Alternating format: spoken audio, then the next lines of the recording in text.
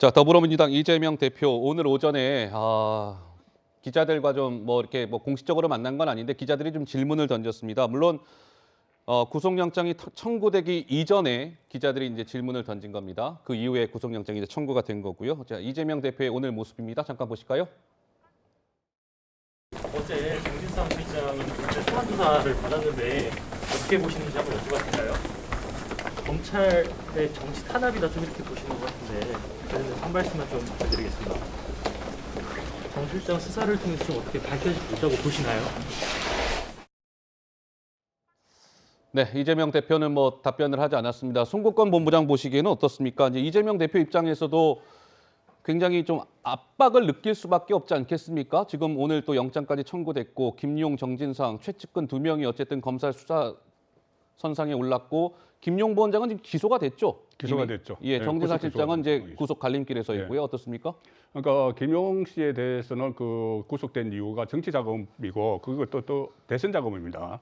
대선 후보 경선 때 자금이 또 새로운 것을 지금까지 나오지 않았던 것이 새로운 혐의가 돼 있고 지금 정진상 씨 같은 경우는 네 가지가 있는데 네 가지가 전부 다 이재명 대표와 연결이 안 될 수가 없는 거예요. 가령 예를 들어서 뇌물 받은 것 이것이 또 그 1억 4천 중에서 성남시장 재선에 들어갔다 이런 이야기도 나오고 이 부정처사 후 수뢰 이 428억 이것도 정진상 씨가 나중에 대선에 쓸 저수지 이런 이야기를 했다고 하고 예. 나머지들도 부패방지법 위반도 그때 인허가권자가 성남시장이었으니까 이런저런 문제들을 하면은 결국은 검찰의 수사망이 이 이재명 대표 본인을 향해서 갈 것이 지금 자명해졌고 이 속도가 굉장히 빨라졌어요. 네. 속도가 빨라졌고 이재명 대표가 또 본인이 최근에는 SNS에 적극 나서서 본인에 대한 방어막을 직접 치기 시작을 했거든요. 예. 그동안은 당에서 이렇게 많이 이 보호막을 쳤는데 지금 검찰의 수사 내용이 피사실 공표든 아니든 여러 언론 취재에 의해서든 계속 이렇게 그 이재명 대표를 향해서 온다는 그 보도가 나오니까 이재명 대표도 본인에 대한 그 입장을 계속 SNS를 통해서 밝히기 시작을 했기 때문에 예. 지금 어떻게 보면은 진검승부로 가는 그 단계로 가는 것 같아요. 예. 검찰과 이재명 대표 사이의 진검승부죠. 네. 근데 이제 당내에서 이런 얘기도 있다는 겁니다. 한번 보시면 그래픽을 한번 보시면 정진상 구속 가능성 이게 우리가 이제 좀 방송 직전에 구속영장 청구됐다라는 속보가 전해져서 그래픽의 제목 수정이 좀 안 돼 있다는 점은 좀 감안해서 봐주십시오. 양해를 부탁드리겠습니다. 이제 구속영장이 청구가 된 것이죠. 예. 근데 민주당의 한 중진 의원은 만약 정진상 실장이 구속이 되면 이재명 대표가 1차적으로 사과해야 한다. 정 실장에게 당직을 주면서 당이 위기에 빠졌으니 도의적 책임을 져야 할 것이다. CBS 노컷뉴스의 보도고요. 물론 익명으로 인터뷰를 했습니다. 저 중진 의원이 누군지 모르겠어요. 그리고 민주당의 169명 의원 중 가운데 한 명이겠죠. 근데 어쨌든 당내에서 저런 목소리가 나왔다는 겁니다. 한민수 대변인께서는 어떻게 보십니까? 저런 목소리 사과해야 된다는 얘기까지 나왔네요. 가정을 해서 예. 구속이 되면 이렇게 얘기했기 때문에 당내에서 저런 말씀을 했기 때문에 기자가 기사를 쓰지 않았겠습니까? 근데 지금 이 문제는 이렇게 좀 봤으면 좋겠습니다. 저희들이 입장에서 볼 때는 일방적 진술에 의한 어떤 조작 수사 가능성이 높기 때문에 이건 누구나가 어찌 보면 인권 침해 당대표를 떠나서 모든 사람이 이렇게 검찰로부터 조작되고 진술이 바뀌게 되면은 수사를 당하고 또 기소가 되고 구속도 될 수 있는 이런 사안입니다. 예. 여기에 대해서는 모두가 심각한 문제의식을 민주당 모두 느끼고 있고요.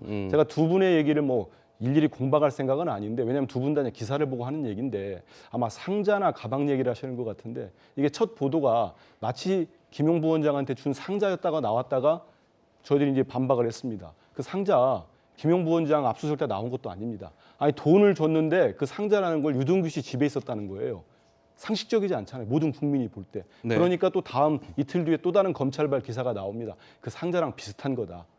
또 가방이 나옵니다. 가방?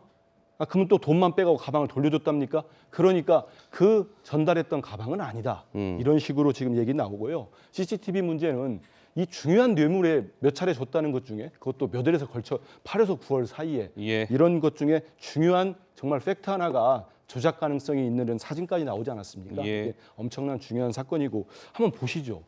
돈을 전달했다는 4월, 6월 하는데요. 이른바 검찰이 물증이라고 제시하는 남욱 씨의 메모가 언제 만들어진 거 아세요?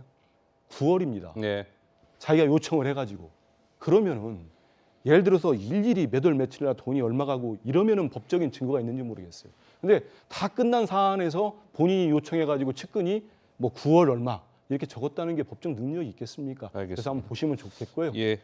저기 뭐 428억 얘기는 뭐 좀 이따 나중에 드릴까요? 예, 네, 그 그러겠습니다. 얘기를 다음에 오늘 저희 좀 방송 좀 전에 시간이 좀 얘기가 부족할 것 나와가지고. 같고 이제 충분히 말씀 전달이 된 것 같아요. 그러니까 요약해 보자면 뭐 그런 것 같습니다. 이제 검찰은 어쨌든 정치상 실정에 대한 여러 가지 혐의에 대해서 충분한 물적 뭐 증거들을 확보하고 있다.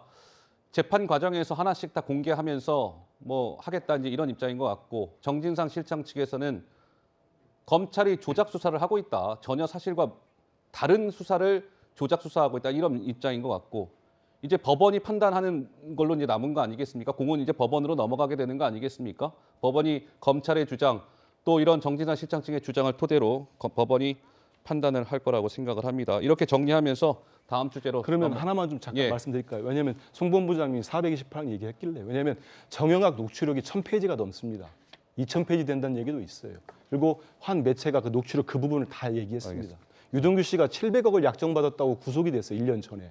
근데 갑자기 428억을 정진상, 김용, 유동규가 나누기로 했다고 했어요. 예, 근데 녹취록에 김용의 용자나 정진상의 정자가 없습니다. 이 관련된 부분. 알겠습니다. 그럼 예. 누가 믿을 수가 있겠습니까? 알겠습니다. 그러다가 갑자기 최근에는 유동규 씨가 아예 한 푼도 약정받은 거 없다고 했습니다. 예, 알겠습니다. 예, 송 본부장.